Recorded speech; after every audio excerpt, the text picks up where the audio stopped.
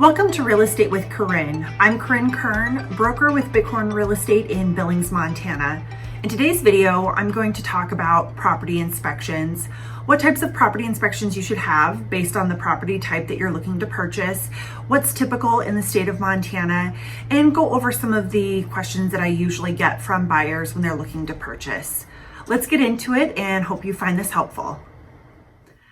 So in the Montana buy-sell agreement, there is an elective contingency called an inspection contingency.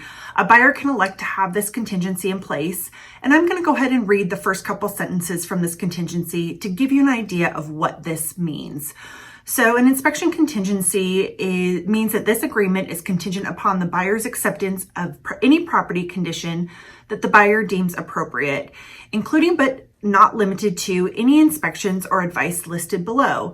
So here is where the buy-sell agreement lists out several different inspections that can be done on a property. Now, as a buyer, you can do additional inspections beyond this list, but this just gives you a general idea. In this video, I'm going to go over a few of these, the ones that are very typical for most transactions here in Montana, as well as some that I think you want to be thoughtful of depending on what type of property you're purchasing.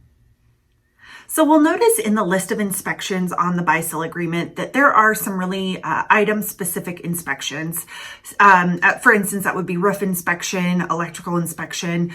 So what I recommend to most clients, unless that is the only thing that they are concerned about is, say, the roof or the electrical, is to start out with a home inspection. Now, typically that is a cost to the buyer. Usually inspections are a part of the buyer's due diligence process, therefore they are paid for by the buyer. But you can anticipate that a home inspection is going to run you anywhere from about $350 up to about $500, maybe even a little bit more, depending on the size of the structures that are being inspected and any additional add-ons, which I will also go over. So with the home inspection, that home inspector is going to do a 360 inspection on the dwelling itself and any accessory buildings that you decide to have inspected as well. So that means they typically start on the exterior, they go onto the roof, they make sure that they don't see any evidence of hail damage or any wear on the roof that might affect its integrity or might cause any sort of water leaking or intrusion in the future, as well as the siding, anything on the exterior. And then from there, they go into the interior of the home. They are going to test certain appliances. For instance, they will usually run dishwashers. They will run water through the plumbing to make sure that it drains appropriately and doesn't have any sort of evidence of backups. And then they'll also check out the condition of everything. They'll make sure doors close, they'll make sure windows open and close, and that everything latches perfectly. So they really are the over-encompassing way to make sure that the property as a whole doesn't have any sort of major defects or any sort of health and safety concerns. So another inspection that we see on this list, and it is one that is typically done during most purchases, is a radon test. And so not necessarily an inspection, but typically your home inspector can deploy what they call a radon test. And that is where they leave a device in the property over the span of a few days. And that is going to detect any levels of radon. Now, radon is a naturally occurring gas, and we do have a disclosure within the buy-sell agreement that gives you more information as to what this gas is and its potential harms. But this test will tell you if the levels of radon testing in the property are within the EPA's standard for either safe or not safe levels. So that is definitely an important test to have done. Most home inspectors will add that onto the home inspection. I know one of my home inspectors that I've used for my personal properties, he charges about $50 to add that on to the home inspection. So I do think it's a very worthwhile test to have done.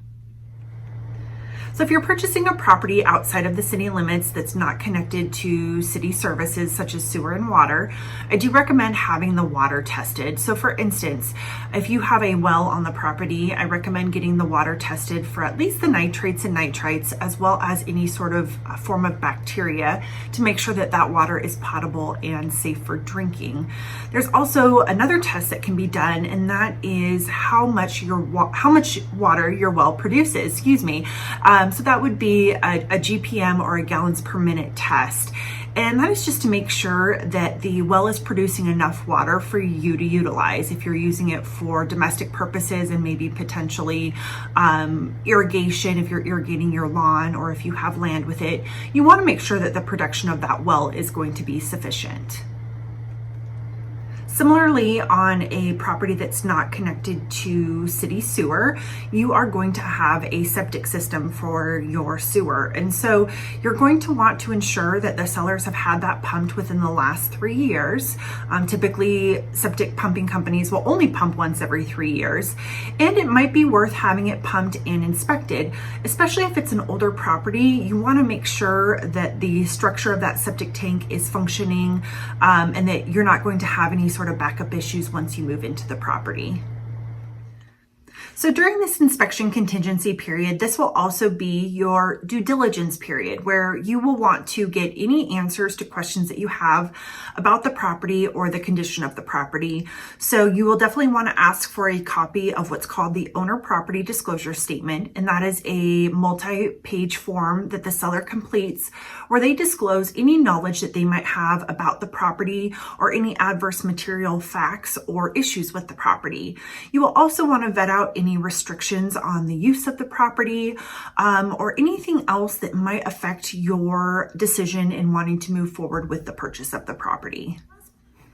So my last piece of advice when it comes to inspections on a property is to work with a professional. I recommend working with a full-time professional like myself who really understands the market that they are helping you purchase in, that's going to give you the best advice on what types of inspections are going to ensure that your investment in your purchase is a solid one and that you're not taking on any problems that you weren't aware of before you decided to complete the purchase. So I hope this video was informational and helpful to you.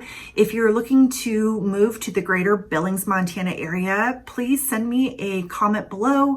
I also have my email and my phone number. Feel free to reach out to me at any time, and I'm happy to answer any questions that you might have about the market here in Billings, Montana.